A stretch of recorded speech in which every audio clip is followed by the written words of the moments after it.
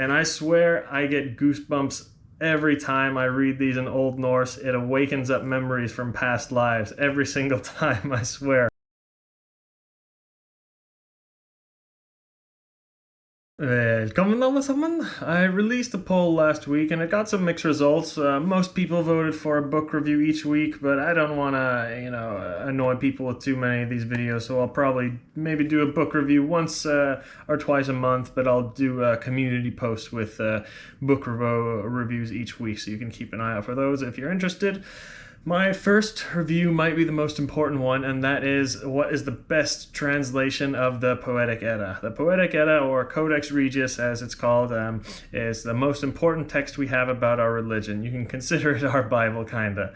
The Prose Edda is great, but it was written about 200 years after, official pagan times by a Christian, so it's not super reliable. But the Poetic Edda, it was also written around the same time, but because of language style and theme and things like that, most of the poems have been proven to have been composed in pagan times, by pagan times, for pagans. So these are the original myths that were told for hundreds or even thousands of years.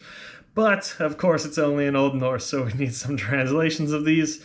And to be 100% honest, the translation of these have been all crap the past 100 to 200 years. The problem, with most of these is they're written in the 18 and 1900s, and they're translating them with language that you would find in a play, like in the Renaissance area. Like, I'm not trying to read Shakespeare, asshole. I'm trying to figure out the actual myths of our religion and what it is. So I don't want to hear any of that thou art homicus faticus or whatever the shit they talk is, but really the only good translations we have over the past 100 or 200 years are in Norwegian, Swedish, or Danish.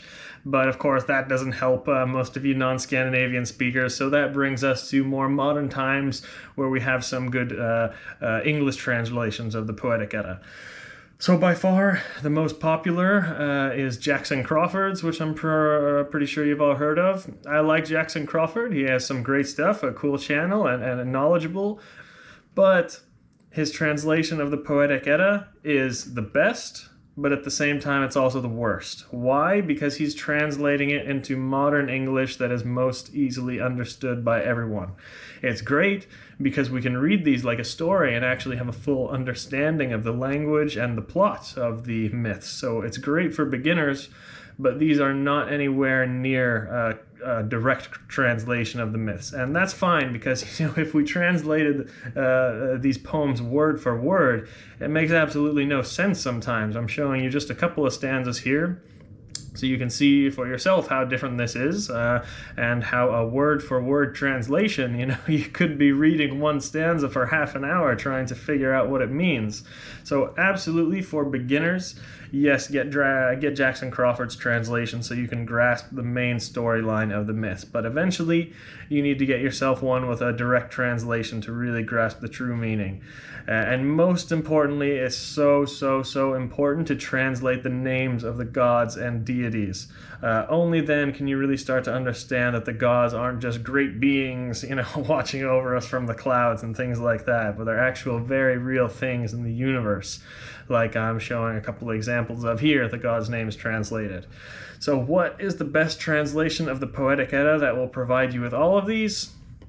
Maria Kvilhaugs. She hasn't actually translated the whole Poetic Edda and published it in a single book, but basically different fragments of poems in a few different books. So here we go. These two, they're super cheap. I think they're only about $10, and these are like straight translations. It's not every poem in the Poetic Edda, but you are going to have all of the main ones basically. You have Völuspá, Grimnismal, all the stories about Thor and his travels and things like that, and also a few translations of Prose Edda texts as well. Also in all of these, she has the Old Norse text right next to her translation, so we can see ourselves what the original was and learn a bit of these. And I swear I get goosebumps every time I read these in Old Norse, it awakens up memories from past lives. Every single time, I swear, I promise. Or it wakes up memories in your DNA, whatever you want to believe. Also, it's nice because we can look at it ourselves and see, what makes sense. We're not just taking the author's word that he's done a good job translating. So I think every Poetic Edda should be written next to the original Old Norse like this. If you have a Poetic Edda that doesn't have that, then I recommend getting an Old Norse version of the Poetic Edda. And I think there's some free ones of those online, actually. So definitely, these two I recommend. If you are interested in more, you can get this big bastard also by Maria Kvilhaug, The Seed of Yggdrasil. It's a massive book, but in here not only does she translate hundreds of stanzas in the Poetic and Prose Edda, but she gives her analysis and theories as to what the deities represent, and also parallels, comparative mythology, like whenever there are similarities between Celtic or Hindu or other mythologies, she speaks about all that too.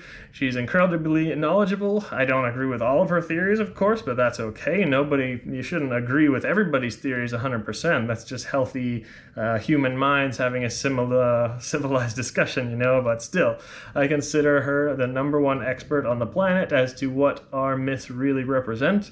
So for beginners, get Jackson Crawfords. For advanced, get Maria's 2 books here, and when you really want to dive in and get deep, get into the real meanings, get The Seed of Yggdrasil. There's no other book like it. There are a couple other good ones that have interpretations of the myths. I will do some other videos on those, and I'll probably even do a book review of The Seed of Yggdrasil all in one video, because there is a lot to speak about that. But yeah, links to these are all in the description below, as always, citing my sources there and where you can find them yourself, so there's no confusion. So that's about it for today. Vi ses nästa gång.